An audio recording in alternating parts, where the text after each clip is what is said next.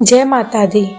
आज गुप्त नवरात्रि का पावन तीसरा दिन है और इस दिव्य दिवस पर 10 महाविद्याओं में से एक परम सौंदर्य की अधिष्ठात्री देवी माँ त्रिपुर सुंदरी की पूजा, उपासना और आराधना का विशेष महत्व बताया गया है। माँ त्रिपुर सुंदरी को षोडशी के नाम से भी जाना जाता है और उनका स्वरूप अत्यंत मनोहर, तेजोमय तथा करुणा से परिपूर्ण माना गया है। शास्त्रों के अनुसार वे सदा 16 वर्ष की युवती के रूप में विराजमान रहती हैं और इसी कारण उन्हें षोडशी कहा गया है। एक समय भगवान शिव के समीप निवेदन करते हुए माता पार्वती ने कहा कि हे प्रभु, आपने समस्त जगत को तंत्र शास्त्रों के माध्यम से रोग, शोक, दरिद्रता और हीनता से मुक्त होने के अनेक उपाय प्रदान किए हैं, किंतु गर्भावस्था के कष्ट, मृत्यु की असहनीय पीड़ा तथा जन्म मरण के चक्र से पूर्ण मुक्ति का मार्ग क्या है? माता पार्वती के इस करुणामय प्रश्न को सुनकर भगवान शिव ने उन्हें श्री विद्या षोडशी साधना का दिव्य उपदेश प्रदान किया और बताया कि इस साधना के माध्यम से साधक जन्म और मृत्यु के बंधन से मुक्त होकर परम शांति को प्राप्त कर सकता है। माँ त्रिपुर सुंदरी से जुड़ी एक अन्य प्रसिद्ध पौराणिक कथा भी अत्यंत भावपूर्ण है। एक बार स्वर्गलोक की अप्सराएं कैलाश पर्वत पर भगवान शिव के दर्शन हेतु आईं। उसी समय भगवान शिव ने स्नेह पूर्वक माता पार्वती को उनके श्याम वर्ण के कारण काली कहकर संबोधित किया। यह शब्द माता के हृदय को स्पर्श कर गया और उन्हें भीतर से पीड़ा का अनुभव हुआ। उन्होंने अपने श्याम स्वरूप को त्याग कर गौर और अनुपम सौंदर्य से युक्त स्वरूप धारण करने का संकल्प लिया और उसी क्षण कैलाश पर्वत छोड़कर चली गईं। जब काफी समय तक माता पार्वती वापस नहीं लौटी तो देवर्षि नारद ने भगवान शिव को सूचना दी कि देवी सुमेरु पर्वत के उत्तरी भाग में तपस्यारत हैं। भगवान शिव ने नारद मुनि को माता को खोज कर लाने के लिए भेजा। नारद मुनि ने देवी को खोज निकाला और लीला स्वरूप उनसे कहा कि भगवान शिव पुनः विवाह करने की तैयारी कर रहे हैं। यह सुनते ही माता के हृदय में विरह और प्रेम की तीव्र भावना जागृत हुई और उन्होंने एक ऐसा अद्वितीय, दिव्य और अलौकिक सौंदर्य धारण किया जिसे देखकर तीनों लोग मोहित हो सकते थे। उसी क्षण वे कैलाश पर्वत की ओर चल पड़ी। जब वे भगवान शिव के समीप पहुंची तो इनके हृदय में झांका तो उन्हें वहां एक प्रतिबिंब दिखाई दिया, जिसे देखकर उन्हें लगा कि शिव के हृदय में कोई अन्य नारी निवास करती है। यह विचार आते ही माता क्रोधित हो गईं। तब भगवान शिव ने उन्हें शांत करते हुए कहा कि हे देवी, ध्यान पूर्वक देखिए, मेरे हृदय में जो छाया है वह आपके ही दिव्य सौंदर्य का प्रतिबिंब है। माता ने पुनः ध्यान पूर्वक देखा और सत्य जानकर शांत हो गई। तब भगवान शिव ने कहा कि आपने तीनों लोकों में सर्वाधिक सुंदर और त्रिपुर सुंदरी के नाम से विख्यात होंगी। आप सदा 16 वर्ष की युवती के रूप में पूजित होंगी और षोडशी कहलाएंगी। शास्त्रों में वर्णित है कि माँ त्रिपुर सुंदरी 16 कलाओं की अधिष्ठात्री देवी हैं। उनका मंत्र भी 16 अक्षरों का है और वे महाविद्या परंपरा में तांत्रिक पार्वती के रूप में भी पूजित होती हैं। आदि गुरु शंकराचार्य ने भी माँ षोडशी की श्री विद्या के रूप में उपासना की थी और आज भी शंकर पीठों में श्री यंत्र के रूप में उनकी पूजा होती है। तंत्र शास्त्रों में उनका वर्ण श्यामल, लाल अथवा स्वर्णिम बताया गया है। वे भगवान शिव के साथ संयुक्त अवस्था में कमलासन पर विराजमान हैं। उनके 4 हाथों में पुष्प, बाण, पाप, अंकुश और गन्ने का धनुष शोभायमान है। उनकी साधना से साधक को परिवार में सामंजस्य, इंद्रियों पर नियंत्रण, मानसिक स्थिरता और भक्ति और मुक्ति की प्राप्ति होती है तथा जीवन की 16 कलाओं में सिद्धि प्राप्त होती है। माँ त्रिपुर सुंदरी ईशान कोण अर्थात उत्तर पूर्व दिशा की अधिष्ठात्री देवी है और उनकी जयंती माघ पूर्णिमा को मनाई जाती है। इस प्रकार गुप्त नवरात्रि के तीसरे दिन माँ त्रिपुर सुंदरी की यह दिव्य कथा साधक के जीवन में सौंदर्य, संतुलन और आत्मिक उन्नति का मार्ग प्रशस्त करती है।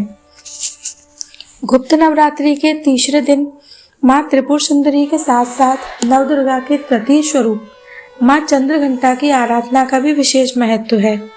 पौराणिक मान्यताओं के अनुसार माँ दुर्गा का प्रथम स्वरूप माँ शैलपुत्री और द्वितीय स्वरूप माँ ब्रह्मचारिणी है। जब माँ ब्रह्मचारिणी कठोर तपस्या के पश्चात भगवान शिव को पति रूप में प्राप्त करती हैं, तब वे समस्त देवताओं की रक्षा हेतु आदि शक्ति रूप में प्रकट होकर माँ चंद्रघंटा का रूप धारण करती हैं। उस काल में महिषासुर नामक असुर ने ब्रह्मा से प्राप्त वरदान के बल पर स्वर्गलोक पर अधिकार कर लिया था और देवताओं को पराजित कर अत्याचार की सीमा पार कर दी थी। देवगण व्याकुल होकर ब्रह्मा, विष्णु और महेश के पास पहुंचे।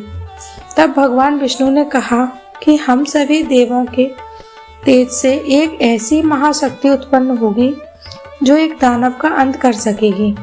सभी देवताओं के तेज और ऊर्जा से एक दिव्य देवी प्रकट हुई। भगवान शिव ने उन्हें त्रिशूल प्रदान किया, भगवान विष्णु ने चक्र, इंद्र ने घंटा, सूर्य ने तेज, अग्नि ने शक्ति, वायु ने धनुष और सिंह को उनका वाहन बनाया। इस प्रकार माँ चंद्रघंटा अत्यंत प्रचंड और तेजस्वी स्वरूप में अवतरित हुई।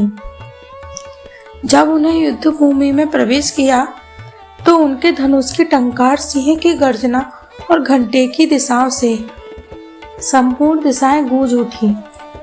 उस दिव्य नाद से असुरों की सेनाएं भयभीत हो गईं।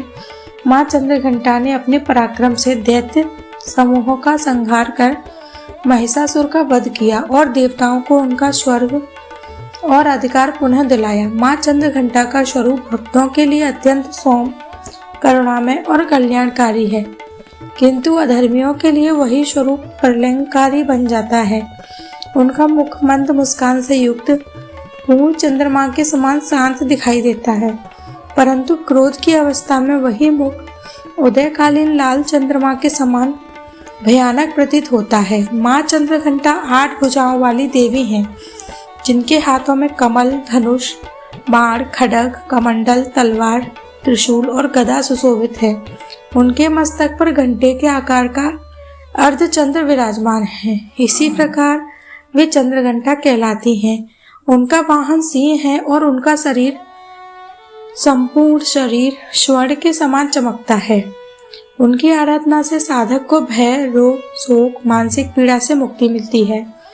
माँ चंद्रघंटा भक्तों को बल, बुद्धि, विद्या और साहस, आत्मविश्वास प्रदान करती हैं। शास्त्रों में कहा गया है कि समस्त शास्त्रों के ज्ञान की अधिदात्री देवी हैं और भवसागर से पार लगाने वाली देवी हैं।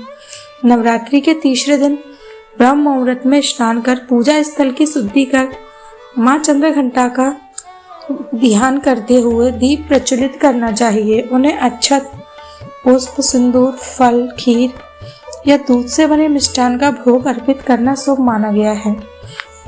श्रद्धा पूर्वक किया गया छोटा सा भोग भी माता सहर्ष स्वीकार करती हैं।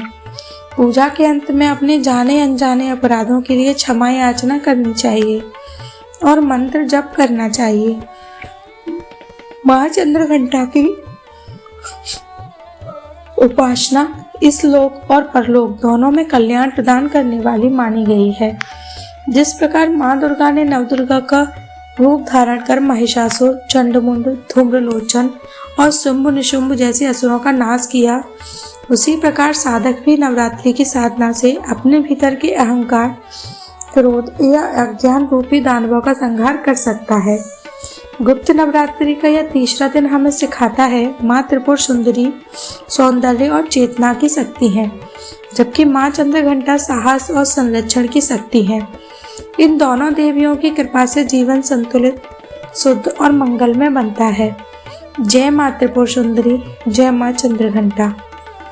इस पावन कथा के श्रवण से यदि आपके हृदय में भक्ति का एक भी दीप प्रज्वलित हुआ हो तो इसे माँ भगवती की कृपा समझिए और नवरात्रि के इन शुभ और गुप्त दिनों में माँ दुर्गा के प्रत्येक स्वरूप की उपासना हमें आत्मशुद्धि, आत्मबल और आत्मज्ञान की ओर अग्रसर करती है। यदि यह कथा आपको आध्यात्मिक शांति, सकारात्मक ऊर्जा और श्रद्धा का अनुभव करा सकी हो तो कृपया इस वीडियो को अपने परिवार और प्रियजनों के साथ अवश्य साझा करें, क्योंकि माँ की महिमा का जितना अधिक प्रसार होता है उतना ही अधिक पुण्य फल प्राप्त होता है। ऐसे ही पवित्र शास्त्र सम्मत भावपूर्ण सनातन कथाओं को नियमित श्रवण करने के लिए अपने इस कर्मा कुटीर चैनल को अभी सब्सक्राइब करें और भक्ति की इस निरंतर यात्रा में हमारे साथ जुड़े रहें। आपकी श्रद्धा, प्रेम, समर्पण ही हमारी सबसे बड़ी साधना है। आइए मन, वचन और कर्म से स्वयं को शुद्ध करते हुए माँ भगवती के चरणों में पूर्ण समर्पण करें और उनसे जीवन में धर्म, भक्ति और समृद्धि की प्रार्थना करें। माँ त्रिपुर सुंदरी और माँ चंद्रघंटा की असीम कृपा आप सब पर सदैव बनी रहे। जय माँ दुर्गा।